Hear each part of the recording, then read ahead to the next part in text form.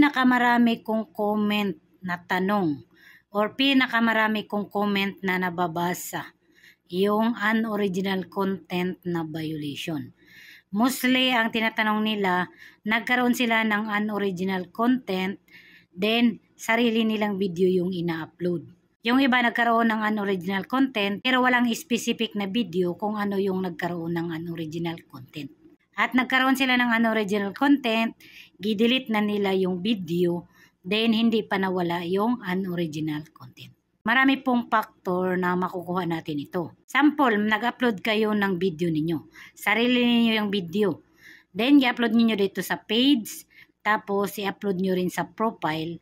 So, possible po kayong magkaroon ng unoriginal content kasi nag-re-upload kayo ng same video. Lalong-lalo na kapag nag-upload tayo ng video or audio ng ibang tao. Mostly sa mga nakikita ko dito, so maraming nag-upload dito ng hindi nila sariling video. Kasi ang gusto nila makuha agad yung 5,000 followers at 60,000 engagement na requirements for in 3 months.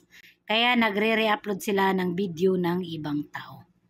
At kapag ginawa nyo po yan, so prone po kayo or possible po kayong magkaroon ng unoriginal content. Pwede po tayong magkaroon din ng unoriginal content sa pamamagitan ng paggamit ng audio ng ibang tao.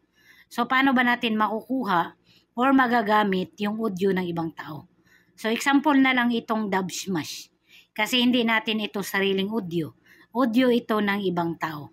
So possible tayong makopyright at magkaroon ng unoriginal content kasi nga hindi natin ito sariling audio. So alam ko sinasabi ninyo na bakit yung iba nag-upload naman sila ng same video, hindi naman sila nagkaroon ng violation. Bakit ako lang nagkaroon ng violation na unoriginal content? Paano nyo naman nasasabi na wala silang violation? Or sample naman wala silang violation. So ang violation kasi hindi siya all the time na agad-agad itong nagpapakita or lumalabas. Lalong-lalo na kapag hindi pa tayo monetize. Minsan, lumalabas yung mga copyright, yung unoriginal, yung policy issue kapag i-monetize na tayo. Kasi syempre, kumikita na tayo. Huwag niyong gayahin yung ibang tao na nag-upload sila ng ganito, gumamit sila ng video ng ibang tao or nagamit sila ng audio ng ibang tao. So, gagawin ko rin ito para ma-monetize din ako. Kasi case-to-case basis po yan. At hindi po all the time na agad-agad ma-review ni Facebook at mapatawan kayo ng violation. Kung napapansin nyo, yung mga video natin, matagal na, nagkaroon na siya ng maraming views pero nagtaka na lang kayo, bigla kayong nagkaroon agad ng violation. Kasi hindi yan all the time nalalabas agad yung violation sa mga account natin. It takes time po yan. Kasi ako po, na-experience ko po yan. Ang dami ko pong dinilit na Reels video sa Tomboy TV kasi nagkaroon ako ng violation. So wala akong choice kundi i-delete yung video. At yung mga video na yun, matatagal na. Yun pa yung mga video ko na halos million views. Tapos kumikita na ako na ilang buwan. Pero na-restrict siya. So kahit pa nga sarili nating video, possible tayong magkaroon ng violation. What more pa kapag hindi natin yan sariling video or hindi natin yan sariling audio. So kayo naman yung nakakaalam kung ano yung mga ina-upload ninyo. So sa mga nabanggit ko, kung meron kayong ganun i-upload, so kahit wala pa yung nakalagay or wala pang specific video na pinapakita si Facebook na nagkaroon kayo ng unoriginal content, matutukoy nyo na kung ano yung video na ina-upload ninyo. Sa mga sinasabi ko, kung meron kayong ganong specific video na ina-upload, so possible na yun ang nagkaroon ng unoriginal content. Sample naman, sa lahat ng sinasabi ko wala kayong ganong ina-upload na video. As in, wala. Sarili ninyong audio, sarili ninyong video, at hindi din kayo nag-re-upload. So, pwede kayong mag-send ng appeal.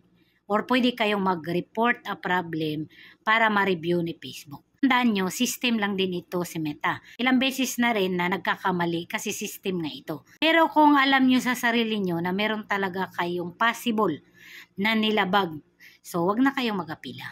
I-delete nyo na yung specific video at magpa-review kayo.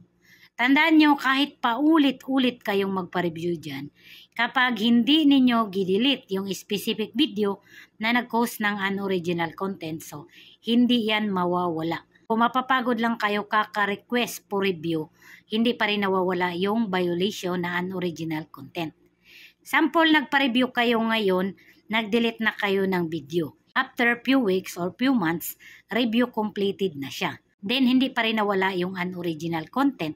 So, ibig sabihin, hindi nyo pa na-delete yung specific video na nagkaroon ng unoriginal content. Sample naman, monetize kayo sa ads on Reels or in stream ads. So, kapag monetize tayo, green yung kulay ng mga tools natin. So, ibig sabihin, monetize yan. So, kapag nagpula yan, ibig sabihin na-restrict or na-demonetize yung tools na yan. At kapag meron kayong unoriginal content, sample, yung ads on Reels, yung ma-restrict or ma-demonetize, magiging pula. So, ibig sabihin, sa ads on Reels or sa mga Reels video kayo, nagkaroon ng unoriginal content.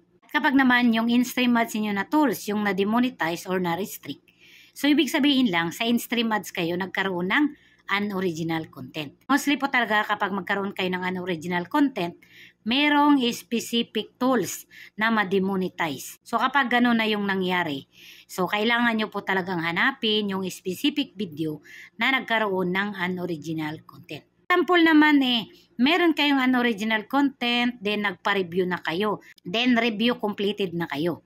Tapos, yung tools ninyo na na-demonetize, sample yung ads on Reels, so naibalik na siya sa green, so monetize na ulit. At yung unoriginal content na nakasulat dyan, so hindi po siya basta-bastang mawawala. Nag-i-stay po yan dyan sa account ninyo. It takes time, few months po yan. Kasi marami po akong nakikilala na mga friend na until now nagkaroon ng unoriginal content nakasulat dyan, pero monetize sila. Okay lang yan kung nagkaroon dyan ng unoriginal content pero na-monetize na naman kayo. Wala siyang problema. Kasi hindi agad-agad yan siya mawawala. Parang warning lang. So mag-i-stay dyan sa account ninyo pero mawawala siya. So depende po yan ha. Case to case basis po yan. Ito pong lahat ng sinasabi ko ay case to case basis. Hindi po porket nangyari sa iba, nangyari sa akin, nangyari sa friend mo, sa mga kakilala mo, mangyayari din sa inyo. So, case-to-case basis po ito. So, ito pong mga sinasabi ko ay meron pong mga friend ko, mga followers ko na na-encounter ng ganito, kaya ginishare ko ito sa inyo. Kapag magkaroon kayo ng unoriginal content, huwag kayong mawala ng pag-asa na baka hindi na ma-monetize, hindi nakikita. Kasi lahat naman ng violation ay pwede yang mawala. So, it takes time nga lang. Kailangan natin mag-antay kasi para ma-review ni Facebook. Kaya paulit-ulit kong sinasabi sa inyo na iwasan ninyong mag-upload ng video na ibang tao, mag-upload ng audio ng ibang tao, mag-re-upload kahit sarili ninyong video kasi possible kayong magkaroon ng unoriginal content. Ito talaga yung violation na sakit sa bangs. Kasi halos lahat na ng video nyo, madidelete nyo na. Pero hindi nyo pa matukoy kung ano yung video na nagkaroon ng unoriginal content. Tapos, kahit matukoy nyo na kung ano yung nag-cause ng unoriginal content, hindi pa mawala-wala yung unoriginal content na nakasulat dyan. Mag-ingat kayo sa pag-upload ng video. Kailangan magbasa-basa tayo, kailangan mag-research din tayo, at the same time manood din tayo ng mga tutorial para may idea tayo kung ano yung mga dapat at hindi natin dapat at pwedeng i-upload dito kay Meta. Kasi hindi lahat ng i-upload natin ay pwede at pwedeng ma-monetize. Kailangan natin magbasa-basa sa mga policy ni Meta. Kung may natutunan, huwag kalimutang i-share itong video ko para mabilis ko kayong mabalikan. Alright.